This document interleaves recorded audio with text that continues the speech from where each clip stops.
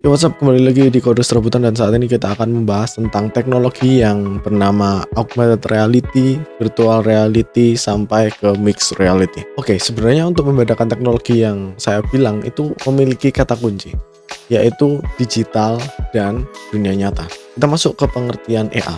AR atau kepanjangan dari augmented reality memiliki kata augment yang berarti menambahkan. Augmented reality pada dasarnya memiliki arti untuk menambahkan realitas. Dalam konteks teknologi ini berarti memasukkan realitas digital ke dalam realitas dunia nyata. AR merupakan suatu konsep yang dalam implementasinya sangat beragam. Mari kita kenali beberapa contoh. Yang pertama, ada yang namanya hologram. Ini merupakan suatu perwujudan dari AR yang biasanya menambahkan unsur ilusi optik agar terlihat seolah-olah benda digital itu tampak nyata di dunia nyata. Seperti halnya dalam film-film sci-fi, kita sebagai manusia juga berusaha mewujudkan impian itu. Dan ada beberapa media hologram yang sudah bisa kita rasakan. Seperti contohnya, yang pertama ada yang menggunakan kaca berbentuk prisma atau bentuk-bentuk yang lain dengan pantulan cahayanya, membuat ilusi optik yang mengakibatkan mata melihat seolah-olah objek digital tersebut benar-benar melayang di dunia nyata.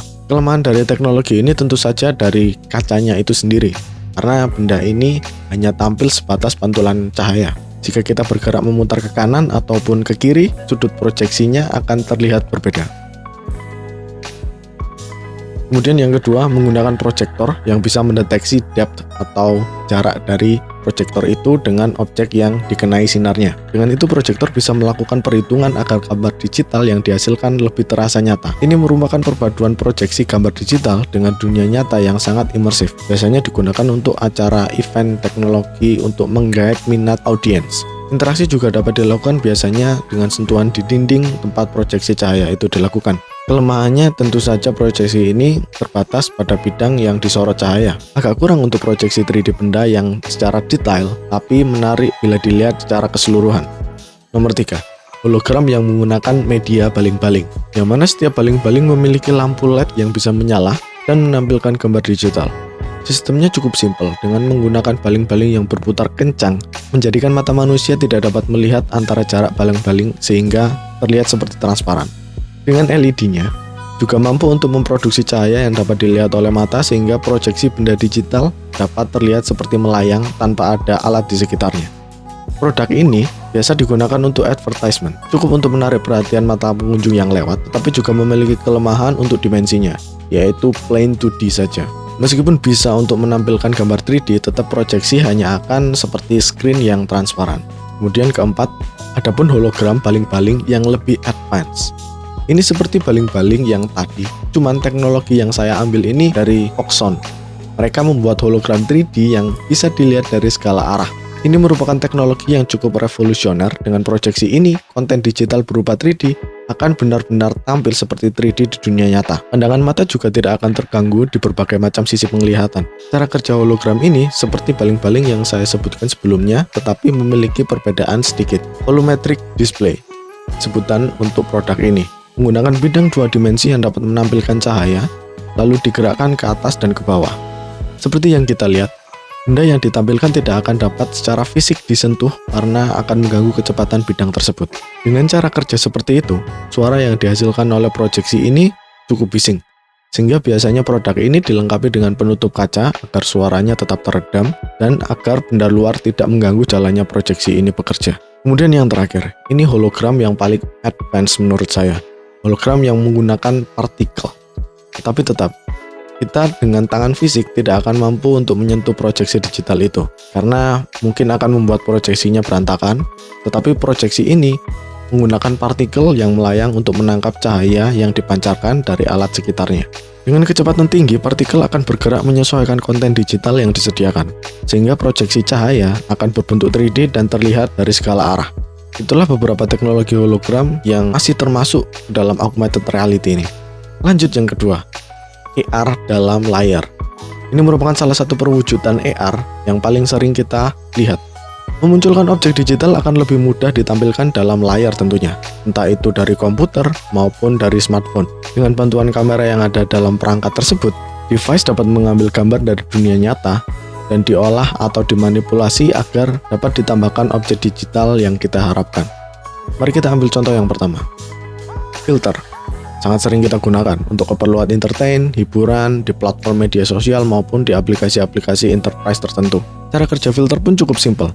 Kalkulasi yang diambil dari kamera dapat mendeteksi berbagai macam objek sebagai poin acuan peletakan benda digital. Pendeteksian ini bisa berbagai macam, seperti contohnya wajah, objek tertentu, pattern gambar, maupun space ruang dengan bidang tertentu. Kita juga bisa dengan mudah menciptakan filter menggunakan aplikasi Spark AR. Untuk bantuan tutorialnya bisa cek aja di channel ini. Saya membuat beberapa tutorial mengenai Spark AR. Oke, kemudian contoh yang kedua, environmental tracking. Ini yang sering kita jumpai dalam game-game yang sempat viral dahulu, seperti Pokemon Go, kemudian yang sekarang ada Monster Hunter Now. Cara kerja teknologi ini bekerja berfokus pada depth sensor yang ada di kamera. Dengan giroskop dan deteksi jarak, sebuah aplikasi dapat menghitung posisi dunia nyata sehingga dapat membuat ulang bentuk bidangnya dan dapat diperuntukkan sebagai acuan penempatan objek digital. Ada pula teknologi AR ini digabung dengan GPS sehingga penempatan objek digital dapat terbantu sesuai koordinat device dan koordinat dunia nyata. Ya, seperti itulah AR. Mari kita lanjut ke pembahasan berikutnya, yaitu VR.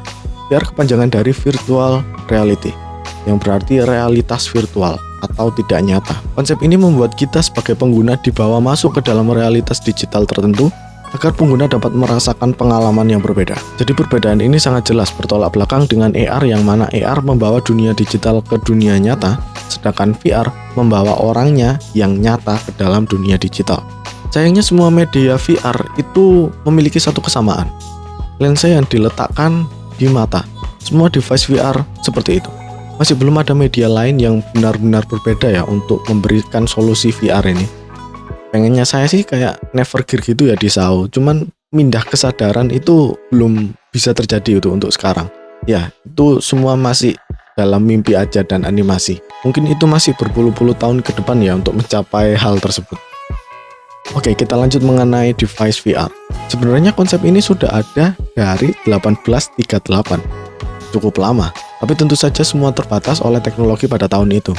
Dan yang dikembangkan hanya suatu alat yang dapat memproyeksikan gambar 3 dimensi dengan sepasang kaca 45 derajat untuk masing-masing matanya. Kemudian berkembang lagi di tahun 1956 dengan judul Cinema of the Future, menggunakan device yang cukup besar, lalu memasukkan kepala kita ke dalam lensa stereoscopic 3D screen, sehingga short film yang disajikan terasa nyata pada masanya. Lalu penggunaan VR pun beragam. Ada yang digunakan untuk simulasi militer penerbangan, ada juga simulasi untuk pelatihan astronot, sampai mulai untuk komersil dan hiburan. Saya akan fokus untuk device VR yang sudah modern saja ya. Pada tahun 2011, inisiasi memulai Oculus menciptakan device VR dan mencoba Kickstarter pada tahun 2012 hingga diakuisisi Facebook atau yang sekarang kita kenal dengan nama Meta di tahun 2014. Mereka mengusung compact design untuk VR yang cara kerjanya berfokus dengan tracking pergerakan kepala saja. Metode untuk pergerakan ini kita bisa kenal dengan sebutan gyroscope, yaitu metode ini digunakan untuk mengenali perputaran device. Karena kebutuhan VR yang agar lebih mudah digunakan, Google juga mencoba merilis Cardboard di 2014 yang mana orang bisa merakit VR-nya sendiri dan menggunakan smartphone-nya untuk menjadi VR device. Dengan itu, aplikasi VR bisa dijalankan dengan smartphone dan layar smartphone akan split dibagi menjadi 2 untuk mata kanan dan mata kiri. Kemudian dimasukkan ke dalam box yang berisi lensa agar mata bisa lebih jelas melihat layar smartphone secara dekat. Tidak mau kalah, Samsung juga merilis Gear VR di tahun berikutnya untuk pasar ini. Kemudian kita lompat ke persaingan VR tahun 2016. Yang mana ini tahun persaingan yang cukup ketat oleh HTC Vive dan Oculus Rift. Produk mereka sangat revolusioner yang dulu VR hanya bisa mendeteksi pergerakan kepala dan minim penggunaan controller. Pada tahun itu, device VR bisa mendeteksi pergerakan dari orang tersebut. Nggak cuma pergerakan rotasi kepalanya, tapi kalau kita ke kanan dan ke kiri, VR device dapat mendeteksi pergerakan tersebut. Dari kedua perusahaan itu memiliki teknologi yang cukup berbeda untuk tracking VR ini. Untuk Oculus Rift, versi pertama, dia hanya menggunakan satu motion capture dan satu remote. Sedangkan untuk HTC Vive, sudah memiliki 2 motion capture dan 2 controller sehingga untuk gaming lebih imersif dari device VR yang lain. Meskipun penggunaan keduanya harus tetap menggunakan PC sebagai prosesor center dan ada kabel yang terkoneksi. Meskipun demikian, nama HTC Vive jadi lebih berkembang dengan teknologinya yang lebih seamless dan powerful.